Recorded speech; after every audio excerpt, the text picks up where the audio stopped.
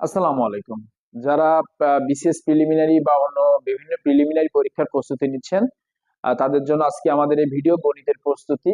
তো কিভাবে গণিত চিন্তা করবেন বা যারা গণিতে একদম দুর্বল তারা কিভাবে গণিতে ভালো করতে পারবেন তাদের জন্য এই ভিডিওটি আমি নিয়ে এসেছি। আপনারা একটু ধৈর্য ধরে ভিডিওটি দেখুন। ইনশাল্লাহ আপনাদের গণিতের যে ভয়, এই ভয় দূর হয়ে যাবে এবং আপনারা গণিত চিন্তা করতে পারবেন। গণিত তো শুধু করলে হবে না, গণিতটা আপনাকে চিন্তা করতে হবে। তো কিভাবে গণিত চিন্তা করবেন এবং গণিতের ছোট ছোট টপিকস গুলো কিভাবে মাথায় রাখবেন সে বিষয়ে কিছু টেকনিক আমি বলে দেবো ইনশাল্লাহ।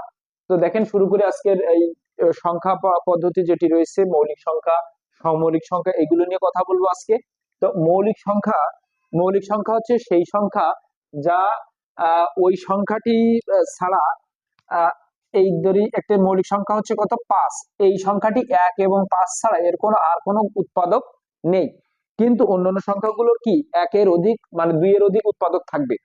যেমন 12 একটি সংখ্যা, এই যে 12টাকে আমরা যদি ভাগ করি 3 4 12 2 2, তাহলে এই 12-র উৎপাদক 12 ছাড়া 3 2 2 1 এগুলো উৎপাদক আছে, কিন্তু এই 5-এর উৎপাদক কেবল 1 এবং 5 এই সে।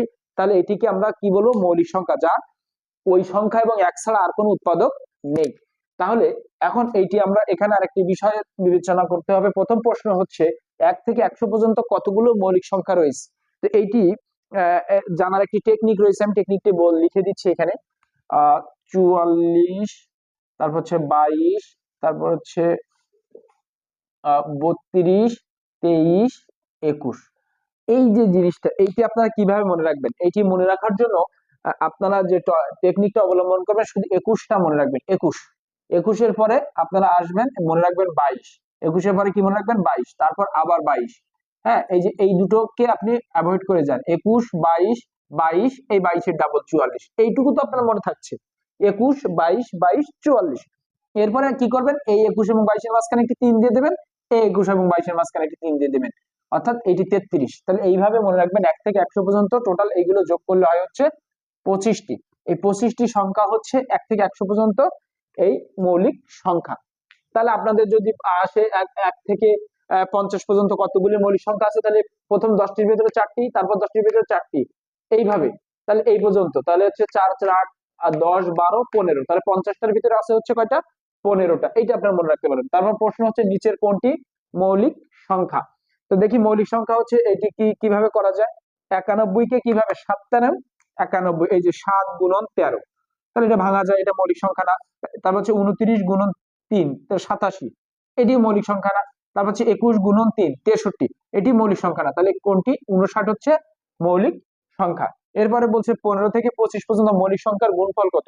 তো দেখি 15 থেকে 25 পর্যন্ত, 25 পর্যন্ত মৌলিক সংখ্যার গুণফল, তাহলে 15-র পরে হচ্ছে কত? 17, 19, এরপর হচ্ছে 23। এই তিনটি সংখ্যার গুণ করলে যে গুণফল আসবে সেটি হচ্ছে এই প্রশ্নের উত্তর। এগুলো বিভিন্ন চাকরি পরীক্ষায় এসছে। তো এরকম হাজারো প্রশ্ন আসতে পারে। যাই প্রশ্ন আসুক না কেন, আপনি মৌলিক সংখ্যার যদি বেসিক জ্ঞানটি আপনার ভিতরে থাকে, আপনি যে কোনো প্রশ্নের উত্তর ইনশাল্লাহ দিতে পারবেন।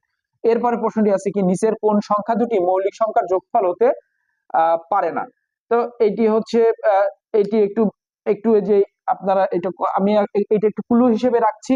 এটা হচ্ছে কত, আমি এখানে 2 থেকে মৌলিক সংখ্যা শুরু, 2 3, এটা হচ্ছে কত, 2 3 5 7, তারপর হচ্ছে 11 13 17, আমি একটু সাহায্য করছি, 19, তারপর হচ্ছে 23, তারপর হচ্ছে 29 31, এই পর্যন্ত। এই এই যে ক্লুগুলো আমি আপনাকে দিয়ে দিলাম, আপনারা কমেন্টে এই প্রশ্নের উত্তরটি লিখবেন। হ্যাঁ, যারা পারবেন না জানাবেন, আমি ইনশাআল্লাহ কমেন্টে উত্তরটা দিয়ে দেবো বা কমেন্টে ব্যাখ্যাটা দিয়ে দেবো। কারণ এইটি আপনাদের আমি কুইজ হিসেবে বা ক্লু হিসেবে রাখলাম। এরপরে হচ্ছে 10 থেকে 60 পর্যন্ত মৌলিক সংখ্যার একক স্থানীয় অঙ্ক 9, তাদের সমষ্টি কত। তাহলে 10 থেকে 60 পর্যন্ত একক স্থানীয় অঙ্ক 9 এরকম কত হতে পারে দেখি, আমরা একটু লিখি। 19, 29, তারপর হচ্ছে 39, তো মৌলিক সংখ্যা না, 3 দ্বারা 39, তাহলে এটি মৌলিক মৌলিক সংখ্যা না। তাহলে 49, 7 7 49, এটিও না। তারপর হচ্ছে কত, 59। তাহলে এই একক স্থানীয় অঙ্ক 9, তাদের সমষ্টি কত। এই যে একক স্থানীয় 9, তাহলে এইবার এই তিনটির সমষ্টি কত। তাহলে এই তিনটির সমষ্টি 3 নং 27, 7 হাতে 2, তারপর হচ্ছে 7 আর 2 9 আর 1 10, অর্থাৎ 107।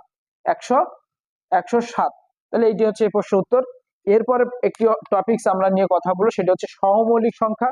সহমৌলিক সংখ্যা হচ্ছে সেই সংখ্যা যার যে সংখ্যাটি এই দুজনের ভিতরে যে দুটি সংখ্যা থাকবে সহমৌলিক হবে তাদের ভিতরে উৎপাদক এক, অর্থাৎ তারা এক ছাড়া অন্য কোনো সংখ্যা দিয়ে ভাগ করা যাবে না।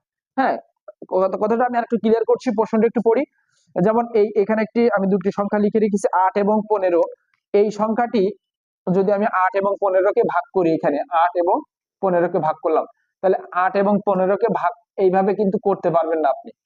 এদের ভিতরে এক হচ্ছে এক দিয়ে কেবল ভাগ করা যাবে দুটি সংখ্যাকে।